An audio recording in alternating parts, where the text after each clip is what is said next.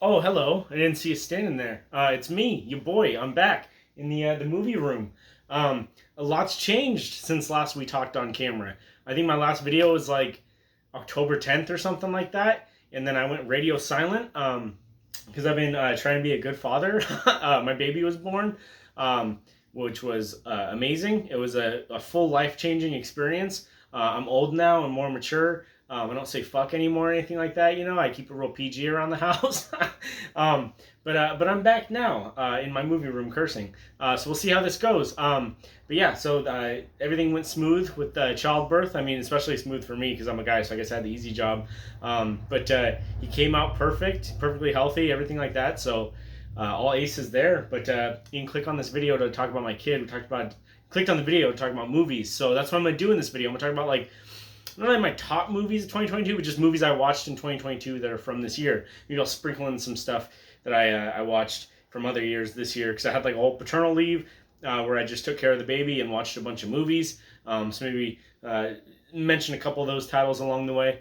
But this is not super in order. Like the top movies that I have are kind of in order. I'm gonna save the best for last, so to speak. But I'm gonna talk about just physical media, in terms of like movies that were released this year, physical media wise. There were movies that were released this year that did not make it to physical media. So I'll just kind of briefly mention those real quick before I get into my 2022 Blu-rays. But Barbarian was one of my favorite movies of the year. That's on HBO Max right now. As far as I know, there's no plans for Disney to release it on any physical media, which sucks because it's like it might be my favorite movie of the year. Really, really good. It's really unfortunate that Disney owns Fox and Fox made Barbarian because it's a great movie that's probably not ever going to make it into this collection, which is terrible. But so if you haven't seen Barbarian, really, really good. HBO Max. Another one that was good was on Hulu. Fresh was really, really good. I like that one a lot. I can't really go into much detail about what that one was about, but it's the same reason it's not coming to physical media as Barbarian.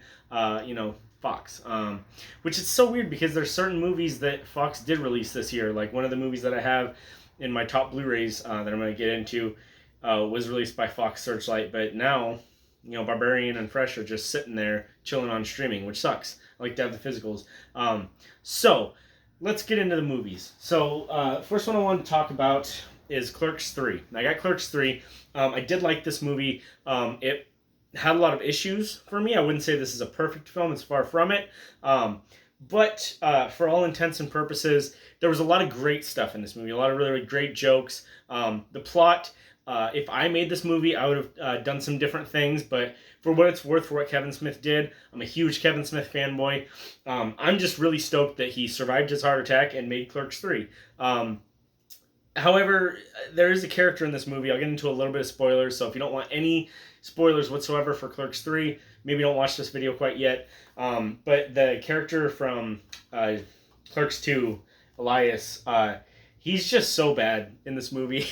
Like, he's okay in Clerks 2 because he's there in small doses and his lines of dialogue are funny, and like the actor that plays him is doing a decent job. I felt like in this movie, the Elias character his acting was awful, and his dialogue was even worse. And he really takes this movie down quite a few pegs for me. But if you can not watch the Elias scenes, if you can just kind of do something else, if you got a baby like I do, maybe go change your baby while he's on screen. But most of the other stuff is great. Jay and Silent Bob are in top form, especially Silent Bob. The stuff that they do with him in this movie is outstanding. Dante and Randall, they're the boys. Of course, they're great. But yeah, so Clerks 3 got a little bit of a complicated relationship with me. But overall, I would say I do enjoy it. And I'm stoked that it's in my collection because now my Kevin Smith collection is even further complete until his next film. But yeah, Clerks 3, definitely worth a watch. Worth buying to top off your Kevin Smith collection. I'm going to actually put these movies back as I talk about them. See how I'm talking about how I'm more mature now? Instead of just leaving my movies out, I put them back after I talk about them. It's crazy. You wouldn't believe it. Another movie that I'm a little bit, I have a complicated relationship, but at the end of the day I love, is The Munsters, right? So this movie has the worst acting I've ever seen in my life. Some of the worst dialogue ever written, but the vibe, not to sound like a millennial, but the vibe of this movie, like this is the most Halloween-y shit ever filmed, period. And so I love it because of that, because every old school monster that I love. You got the creature from the Black Lagoon. Nosferatu's in this. Of course, you got Herman Munster, who's a Frankenstein. You got some Draculas. You know, all these. I don't know if Draculas can be plural like that, but and Frankenstein's monster, if you want to be, you know, more particular. But you know, it's kind of those old, like, lovable, kind of Halloween-y monsters, and I think that as long as you're not grading it too hard with, like, how bad the dialogue is and the acting and stuff like that, like, just everything about this, it just feels great. Like, I'm a huge horror movie and Halloween kind of guy, so this movie just really worked for me in that sense. So, Monsters, I think it's on Netflix right now if you want to check it out. I'm not saying it's going to win any Oscars or anything like that, but for what it was, I had a lot of fun with it. So that's going to go over in the Rob Zombie collection. See, I'm so smart. All right, and then Men. I watched Men, and I agree, men are trash. So this is another one that I don't have nothing but nice things to say about it, but I got mostly positive things to say about it. Men is the ending. It kind of all gets really weird and really artsy. I mean, it's artsy throughout the whole thing, but the ending is like really out there. Kind of gets body horror-esque, and I like that. What I'm a little about is it kind of keeps trying to make the same point over and over again, and if you're watching it because you're wanting to hear out the point of the movie, then that gets exhausting. But if you're just watching this as something to watch, just kind of enjoying it, letting it tell its story, it's actually pretty freaking cool, and it's really well shot. Like, I love the beautiful scenery in this movie. So this is a great movie to look at.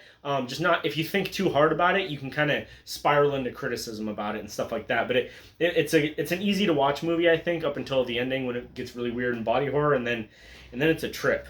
So I would recommend Men.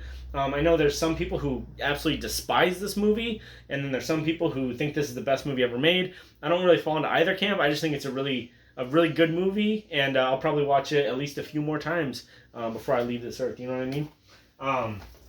Let's see what else. Oh! Here's a good one. We got Top Gun Maverick. This movie is freaking awesome, dude. This movie blew me away because I don't even care about Tom Cruise. I don't care about airplanes, and I've never watched the Top Gun, the original one. So the Top Gun, I never watched the original, and I hate Val Kilmer, bro. I hate him. I know he's got a disease, and I'm really sorry for him and his family. I just think he's the worst actor. But that being said, I watched this because everybody said it was so good, and everybody's right. This movie floored me. This movie, the plane stunts are spectacular. The story is actually like really interesting, and you want to see all these pilots, Miles Teller and all them. You want to see them succeed, and you understand what they're doing and why they're going about it. And it's just a really cool kind of a training movie. It almost felt like the first half of the first Kingsman movie, where they're just like in that James Bond training thing. Felt a lot like that, but with planes, and how all the plane stunts are done in camera just blows my mind. So I actually really, really love this movie way more than I thought it would. I put it on. And I had my baby with me, and I'm like, yeah, I'm a dad now. I'm going to watch a dad movie. And boy, I'll tell you what, I almost put this on as a little bit of a goof, but this movie that shit blew me away. I loved it. I loved it so much. So yeah, definitely watch Top Gun Maverick, even if you don't care about Tom Cruise. Then we got Jackass Forever came out this year. I thought this movie was hilarious. This shit, my wife and I saw this the week after we found out she was pregnant, which was crazy. Like, the week after we found out she was pregnant, we had our anniversary. And then we went to the theater and saw Jackass Forever just on a whim randomly one night. And that was one of the funnest theater experiences because I had never seen a Jackass movie in theaters. And just being there with everybody laughing and a bunch of dudes get hit in the balls I can't express how fun it is. And it was nice too because this is the first theatrical experience that I had, like, where it was a pretty full house, like, since COVID, So, like, to be in the theater watching a big dumb movie like this that, like, there's no political themes, there's no greater message, it's just literally dudes hurting themselves and you laugh. And that was so fun to just laugh about dumb stuff with a crowd of people, like we used to before COVID and the world became really stressful. But yeah, Jackass Forever is hilarious. If you like any of the other Jackasses, this is a lock-in. Actually, maybe controversial hot take here, I don't like Bam Margera at all. So I felt like this movie was better for not having Bam Margera. I just feel like he's an asshole, I feel like if you watch the old Jackass movies too, he's like, he'll play a prank on everybody and like be a total shithead, but as soon as like somebody does a prank on him, he's just a total bitch. He like cries and shit. Like, come on, I hate Bam Margera. Anyways, Robert Eggers made a movie this year. We love when Robert Eggers makes movies in this house. And he did The Witch, he did The Lighthouse, and now he's got The Northman. All of his movies start with the. It's so crazy. It's a style choice, I swear. No, The Northman is awesome. It's the Viking hyper-violent version of The Lion King, and we're all better after we watched it. This is a great movie. Alexander Skarsgård, not Bill, he's the other brother. Alexander Skarsgård is the man, kicking ass in this movie. Nicole Kidman, great performance. I don't even like Ethan Hawke, and he did a great job, but the real hero of this movie is Willem Dafoe. That man's good in everything he's in. But yeah, The Northman, if you like Viking movies, even if you don't like Viking movies, I don't really care about Vikings, to be honest with you. I just saw this because Robert Eggers made it. And this movie kicks ass, dude. This is like when my parents talk about how like floored they were about how kick-ass Gladiator was when it came out in 2000. I didn't see it until a little later because I was only 8 when that shit came out. But like now I get how they feel. I was like, damn, this movie's badass. This is like my Gladiator, We can put that back in the Robert Eggers collection. And then X. This movie's fantastic. It's basically Boogie Nights meets Texas Chainsaw Massacre. And what more do you need? The whole kind of point of this movie is, to make something that's just weird and dirty into something artful. That's kind of like the whole, like, what the theme of the movie is like, you can't make a dirty movie artful. Because what they're doing is they go to this farmhouse to film an adult film, a movie that's only for grown-ups. And, then it becomes a horror movie because the people that they're, on their farm find out that maybe they're not doing the Lord's work in there, and then things go wild.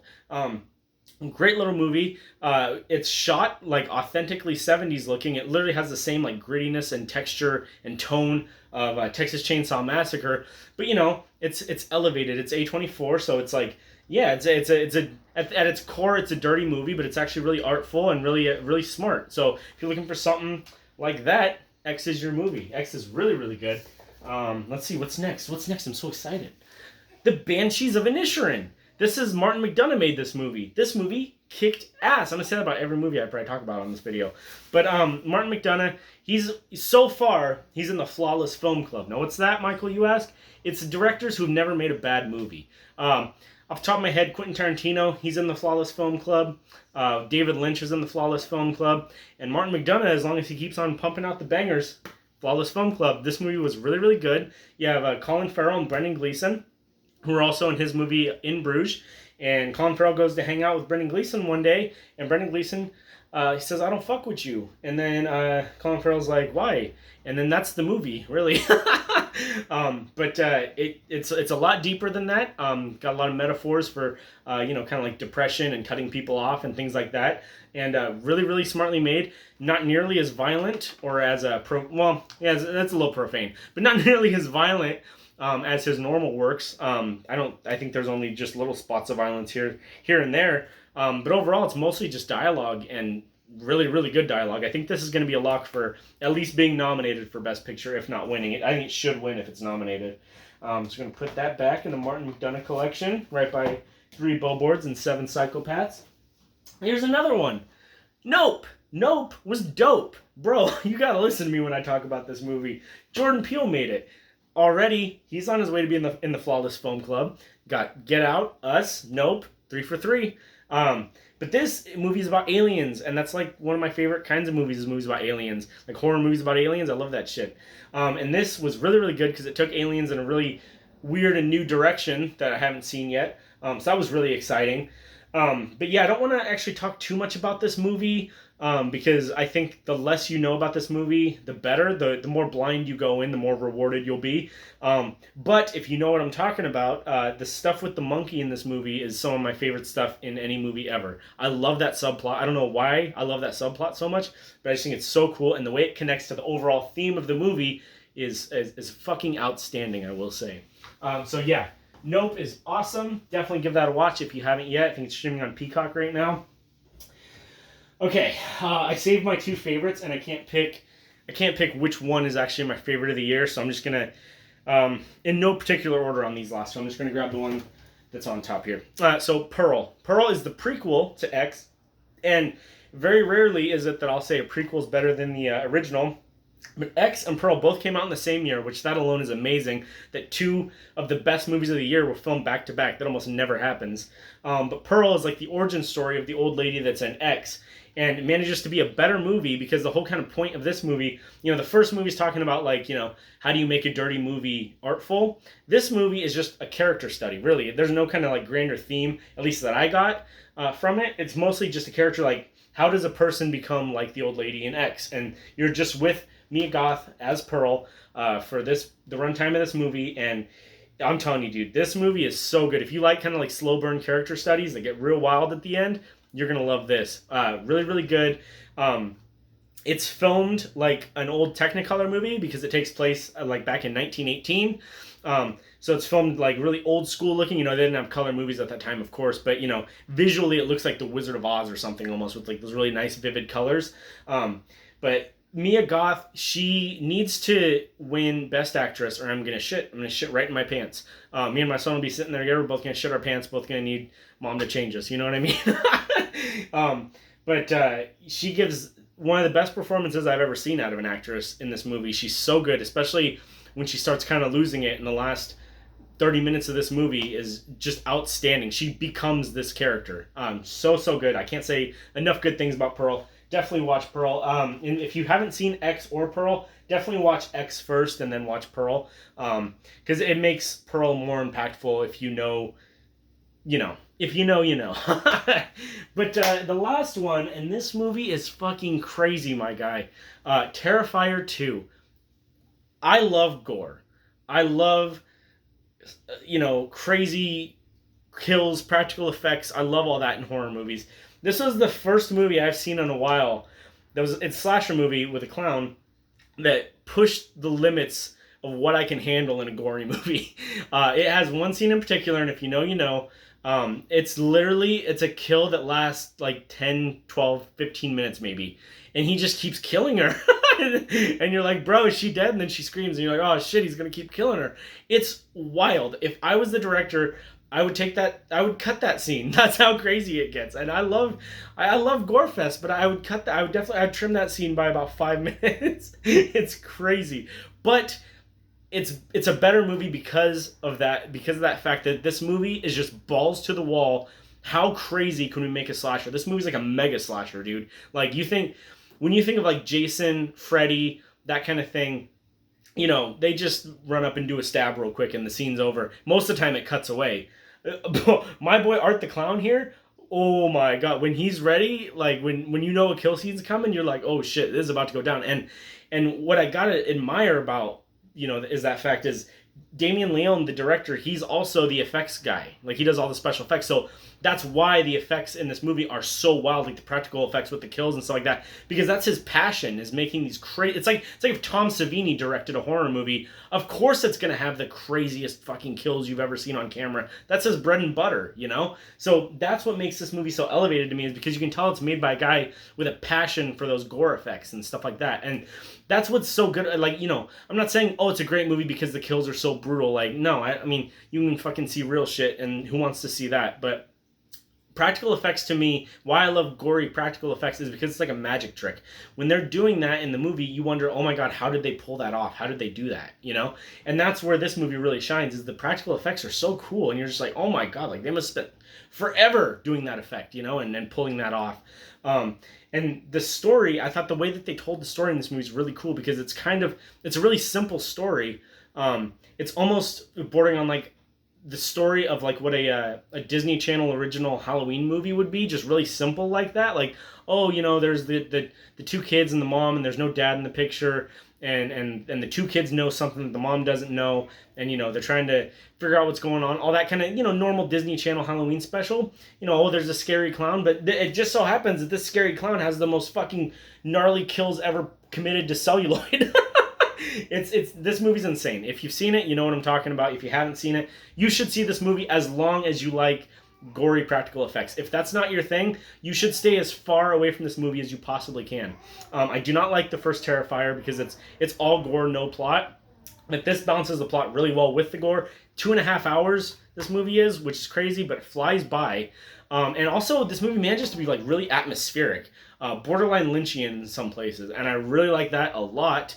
It's not like crazy like where you're like Lynchian in the way of like, oh, like this is a metaphor for something. I don't think there's metaphors for anything. This movie's pretty straight shot, but just like the way David Lynch puts an atmosphere in some of his scenes, I think that this movie has like a really good sense of atmosphere in a few of its dream sequences, and just and some of like the visuals are just really like off and atmospheric. If you couldn't tell, I love Terrifier 2. My first watch, I think I was just blown away by how crazy violent it was, and I was like, I don't know how to feel about that. But then the second watch really locked it in for me. Oh my god, it fell right out of its slip. But yeah, second watch really locked it in for me, and I think it's my favorite of the year. Like I said, I'm still trying to decide between that, Pearl, Banshees is great. But yeah, so those are my top movies of the year. Some movies that I watched this year that I was really floored by is Freeway. I actually just got the new Vinegar Syndrome. I'd never seen this movie before. This movie's pretty much streaming on all platforms. I think it's on like Tubi